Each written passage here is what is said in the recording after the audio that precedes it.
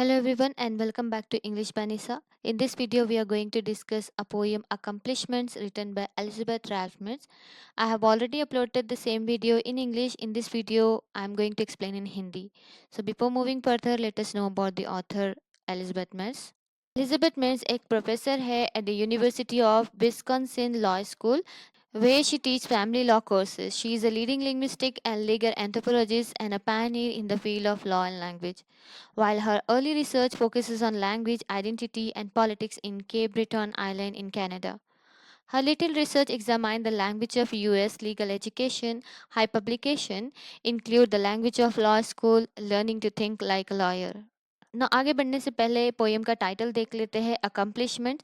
No accomplishment का मतलब होता है something that has been achieve successfully, means successfully किसी चीज़ को हासिल कर लेना। तो यहाँ पर इस पोएम में एलिजाबेथ मैर्स रिटोरिकल क्वेश्चंस करती है। Through out the poem she asks question that behind every successful man there is a woman. That only we are going to discuss in this lesson. So ये poem red कैल्फ quarterly में first publish हुई थी in the year 1975। तो इस poem में generally man and women के roles को बताया गया है। मीन्स के सोसाइटी में मैन के रोल को सेलिब्रेट और अप्रिशिएट किया जाता है और वुमेन के रोल्स को मीन्स इम्पोर्टेंस नहीं दी जाती, नोटिस नहीं किया जाता।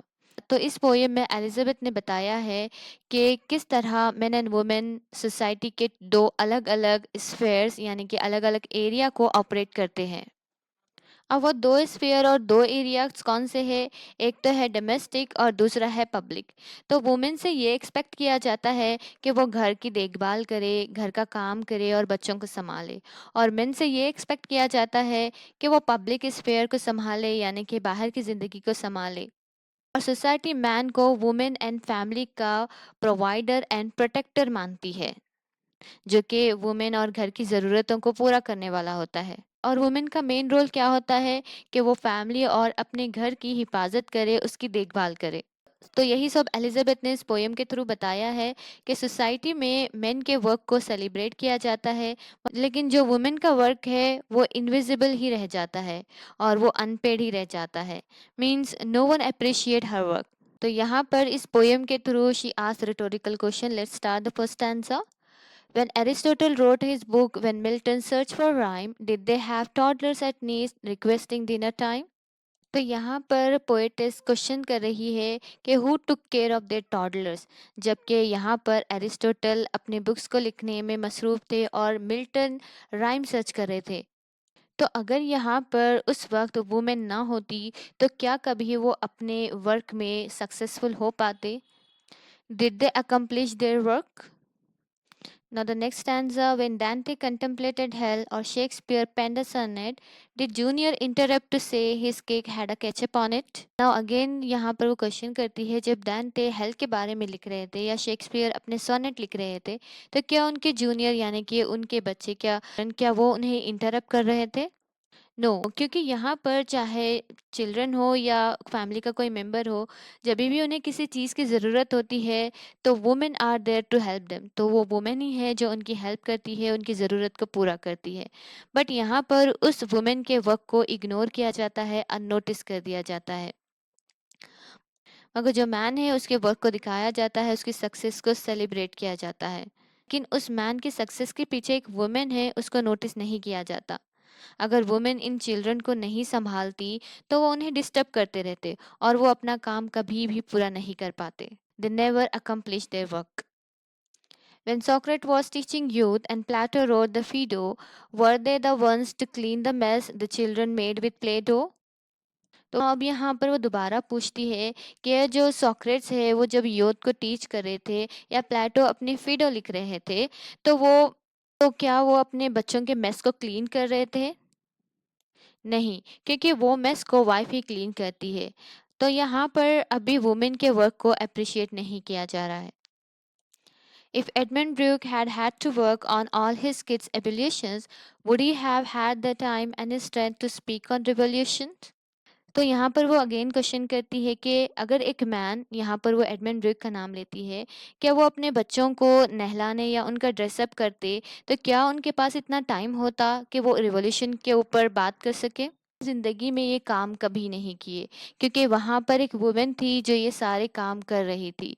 तो इसी वजह से वो आज अपने वर्क को अकम्प्लिश कर पाए।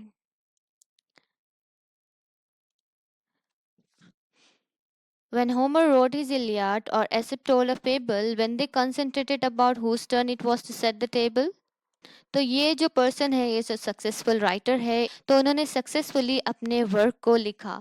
तो ये किस तरह पॉसिबल हुआ? क्योंकि there was a woman to do all those things, means setting the table, cooking and all things. तो ये सब काम एक वुमेन के होते हैं, ना कि मैन के। वुमेन के इन सारे कामों को करने से ही एक मैन अपनी ज़िंदगी में सक्सेसफुल होता है। When Newton fused with calculus or labored in his lab, did he compare the whiteness of his laundry done with a fab? तो यहाँ पर फैब का मतलब है एक डिटर्जेंट जो कपड़े धोने के लिए इस्तेमाल किया जाता है। तो न्यूटन जब अपने लैब में कैलकुलस के साथ बिजी थे, तो उनके जो एप्रॉन होता है, जो उनका कोट होता है, तो उसको वाइट किसने किया होगा? वो एक वुमेन ही करती है। Did food get bought when Darwin sought the origin of the species, or did he leave, or did he have to hush the thoughts and tell them not to tease please? तो यहाँ पर again she आज के जो Darwin थे वो origin of species के ऊपर रिसर्च कर रहे थे। तो वो क्या उस वक्त ये सोच रहे थे कि अब कुकिंग करने की या फूड लाने की बारी किसकी है? या फिर जब उनके बच्चे शाउट कर रहे थे या उन्हें टीज कर रहे थे, तो वो कौन था जो इन बच्चों को चुप करवा रहा था और इनको एक पीसफुल एनवायरनमेंट प्रोवाइड कर रहा था ताकि वो अपने वर्क में अकम्प्लिश हो सके? तो वो एक वुमेन थी। When Holmes and Brandeis donned their robes and gave their wise opinions, was laundry piled up 4 feet high with the socks mixed up with lines? तो यहाँ पर वो पूछती है कि जब होम्स एंड ब्रांडीज अपने जो कपड़े होते हैं, रॉब्स होते हैं, उसको डॉन कर रहे थे, तो क्या उनके पास इतना वक्त था कि अपनी इतनी सारे पाइल्ड अप लॉन्ड्री में से वो सॉक्स को अलग कर सके? नहीं, क्योंकि ये सारे काम एक वुमेन ही करती है। How much greater than the task of those who manage both, who juggle scholarship with child development and growth? And how much greater is the praise for those who persevere and finish their advanced degrees and take up a career? So finally यहाँ पर इस stanza में Elizabeth women की तारीफ करती है और वो बताती है वो वुमेन जो काम करती है वो उसे यानी कि उसे अप्रिशिएट करना चाहिए, क्योंकि वो दोनों ही कामों को बखूबी अंजाम देती है। जैसा कि अपने बच्चों को भी संभाल लेती है और उनकी अपब्रिंगिंग भी करती है।